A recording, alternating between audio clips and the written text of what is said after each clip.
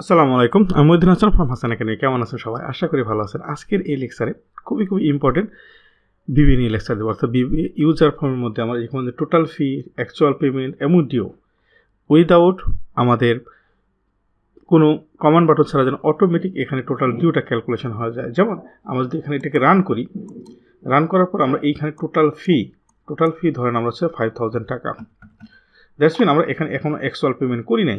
Actual payment এখনও deo আমাদের 5,000 টাকা আছে। আমরা যদি এখানে ধরেন আমরা টোটাল ফি পেমেন্ট করলাম হচ্ছিল 4,000 টাকা, অটোমেটিক এখানে যেন আমাদের ডিও টোটাল ডিও যে আছে এই জিনিসটা অটোমেটিক দেখায়। এই জিনিসটা আমরা কীভাবে করতে পারি? আমাদের সম্রাট মণ্ডল যার সেকেন্ড কোয়ারি ছিল এভাবে করতে পারি। অর্থাৎ আমাদের উনি বারবার আমাদেরকে জানাতে যাচ্ছে ভাইয়া আমরা যেন এইটা টোটাল উইদাউট কমান্ড বাটন ছাড়া আমাদের অটোমেটিক ক্যালকুলেশন হয়ে আসে। অর্থাৎ আমরা গত লেকচারে দেখেছিলাম যে টোটালগুলোকে যোগ হবে, অ্যাভারেজ হবে, সাম হবে এবং ওখান থেকে মাইনাস হয়ে আবার হচ্ছে নিট সেলস যেটা আসবে এটা আসবে। বাট আমরা এখানে কোনো কমান্ড বাটন দেবো না, অটোমেটিক যেন এই ক্যালকুলেশন হয়। এই জিনিসটা কীভাবে করতে পারি আমরা আজকে এই লেকচার দেবো। তো যারা এখন হাসান এখানে সাবস্ক্রাইব করেনি তারা অবশ্যই সাবস্ক্রাইব করবেন এবং বেল আইকনে ক্লিক করে রাখবেন। বেল আইকনে ক্লিক করে রাখার অর্থই হচ্ছে আমি যখন নতুন একটা ভিডিও আপলোড করবো তার আপনার কাছে নোটিফিকেশন চলে যাবে। কথা না বলে আমাদের চলে আসি মূল আলোচনা।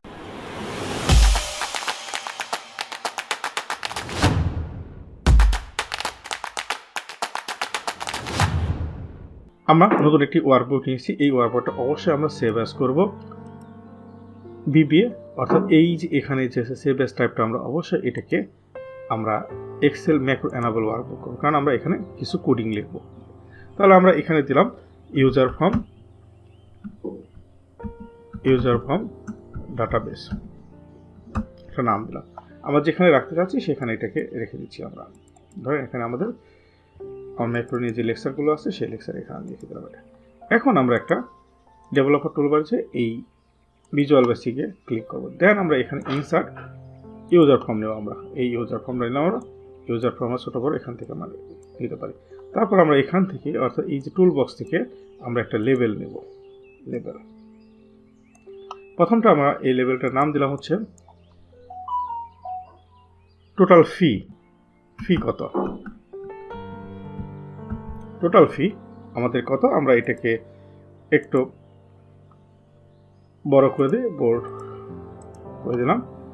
এবং আমরা এখানে এই জায়গাটা অর্থাৎ আমরা এই যে ইউজার ফর্মের যে কালারটা এই কালারটা আমরা চেঞ্জ করে নিতে পারি। আগে আমরা এখানে ব্যাক কালার থেকে আমরা এখানে যদি কালারটা চেঞ্জ করি প্যালেট, এই প্যালেট থেকে আমরা ধরেন আমরা এই কালারটা নিচ্ছি এবং এখানে আমাদের তাহলে এইটার কালারও আমরা চেঞ্জ করে নিতে হবে। অর্থাৎ আমরা যে লেভেলটা নিয়েছি এই লেভেলটার colour back colour same colour দেবো, তাহলে আমাদের আর বোঝা যাবে না।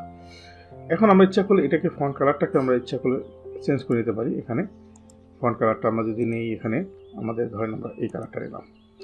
তারপর এটাকে আমরা কপি করে তিনটা আমাদের লাগবে, একটা হচ্ছিল টোটাল ফি, অ্যাকচুয়াল ফি আর হচ্ছিল একটা ডিও। তাহলে এটার আমরা নামটা রিনেম করে দিই। আমরা এটা দিলাম হচ্ছিল অ্যাকচুয়াল পেমেন্ট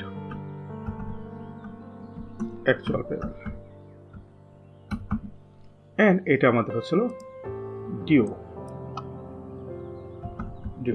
বাকি কত আছে? এখন আমরা এখানে তিনটা টেক্সট বক্স দেবো। আমরা টেক্সট বক্স 1 এটাকে কপি করে আমরা এখান দিয়ে দিই, কন্ট্রোল প্রেস করে ধরে রেখে আমরা এটাকে টেনে দিচ্ছি। তাহলে তিনটা আমাদের হয়ে গেল। এখন আমরা এই যে কোডটা যেহেতু আমরা এটা অটোমেটিক রান হবে, আমরা যখন এখানে ইনপুট দেবো যেন অটোমেটিক আসে, এই জন্য আমরা কি করব, এই একটা মডিউলের মধ্যে আমাদের এই কোডটা লিখতে হবে। আমরা সাধারণত একটা কমান্ড বাটনের মাধ্যমে গত ক্লাসে দেখেছি কমান্ড বাটনের মধ্যে কীভাবে কোড লিখতে হয়। আমরা এখন দেখবো এটাকে একটা মডিউলের মাধ্যমে আমরা এই কোডটা লিখবো, যে কোডটা আমরা লিখতে যাচ্ছি। তাহলে আমরা ইনসার্ট থেকে এটা মডিউল নিয়ে নিলাম। মডিউলের মধ্যে আমাদের এই মডিউল নাম কি 1।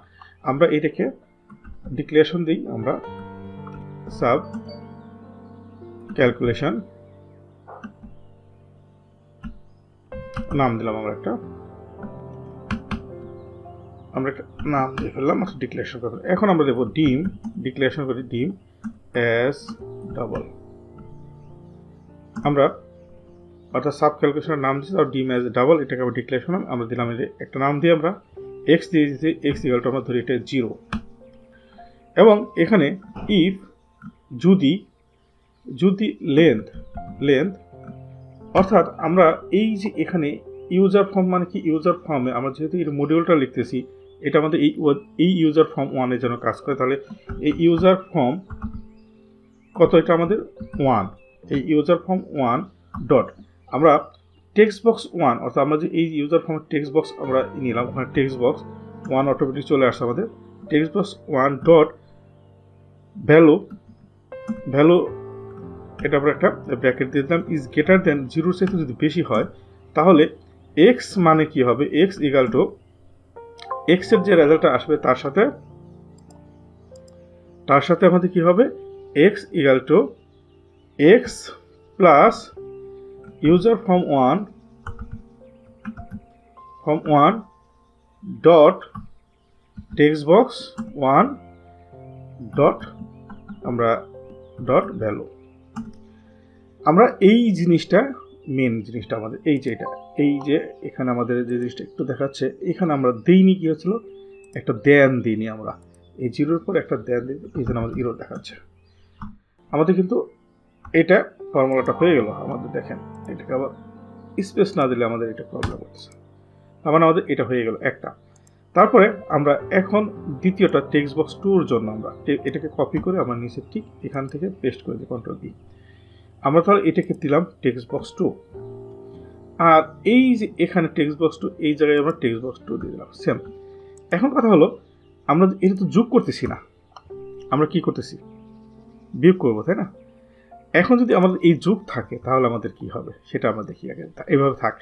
তারপরে আমরা এখান দিচ্ছি ইউজার ফর্ম 1 ডট TextBox, আমরা আরেকটা কি নিয়েছি, আমরা TextBox 3 নিয়েছি আমরা, যেখানে আমাদের টোটাল ডিওটা থাকবে, এই যে যা আসতেছে আমাদের এখানে ডট TextBox, এই যে 3 যেটা আছে এই 3 ইকুয়াল টু আমরা এটা নাম দিলাম, এটা ইকুয়াল টু x, আমাদের যা আসবে টেক্সট ইউজার ফর্ম 1 এ, কারণ আমাদের এই যে এখানে যেগুলো শিখেছি এটার নাম হচ্ছে ইউজার ফর্ম 1, আর আমার এটা হচ্ছে TextBox 3, আমরা এখানে দেখতে পাচ্ছি TextBox 3। তাহলে আমরা এই মডিউলে এই জিনিসটা পেয়ে গেছি। এখন আমরা যদি এটাকে রান করি তাহলে কি হয় আমরা দেখি, এটা আমাদের ফর্মুলা ঠিক আছে, আমরা যদি এখানে যে রান দিই তাহলে আমরা এখন কি দেখতে পাই, আমরা যদি এর 55 দিই, এটা আমাদের কিন্তু এখানে রেজাল্ট আসতেছে না কেন, আমরা এই যে ঘরগুলোর সাথে আমরা যে মডিউলে আমরা যে জিনিসটাকে এর সাথে আমরা লিঙ্ক করি না, তাহলে এই লিঙ্ক করার জন্য আমরা কি করব, এখানে ডবল ক্লিক করার পরে আমরা এই যে মডিউলটা লিখেছি এখানে কল ডট আমরা কাকে কল করব, আমরা সরি কল ডট না, কল মডিউল কত আমাদের, এই যেখানে মডিউল এটা কি হচ্ছে মডিউল 1, তাহলে মডিউল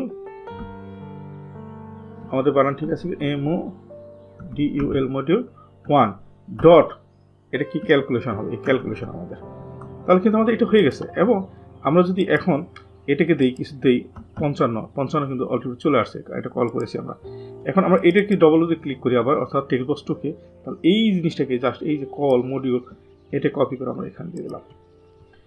এখন যদি আমরা এটাকে ইউজার ফর্মকে রান করি তাহলে আমরা দেখতে পাচ্ছি এখানে যদি আমরা ধরেন 50 লিখি, এখানে যদি আমরা 50 লিখি তাহলে দুটো যোগ হচ্ছে 100 হচ্ছে, কিন্তু আমাদের এখানে টোটাল ফি এই অ্যাকচুয়াল ফি অর্থাৎ টোটাল ফি 50 টাকা যদি হয়, অ্যাকচুয়াল পেমেন্ট যদি 50 টাকা মাইনাস হবে, তাই না, মানে 0 টাকা টোটাল ডিউ থাকবে। তাহলে আমার এই যে এই মডিউলের ক্ষেত্রে এই জায়গাটা আমি তখন বলেছিলাম যে এখানে আমরা 0 প্লাসই থাক, আমরা যদি জাস্ট এই জায়গাটাই মাইনাস করে দিই এখন এখানে, তাহলে কিন্তু আমাদের কাজটা হয়ে গেল। আমরা যদি এখন রান করি এটাকে তাহলে আমার টোটাল ফি আমরা ধরলাম 5000 টাকা এবং আমরা পেমেন্ট করেছি ধরেন 3500 টাকা, অর্থাৎ তার ডিউ আছে 1500 টাকা।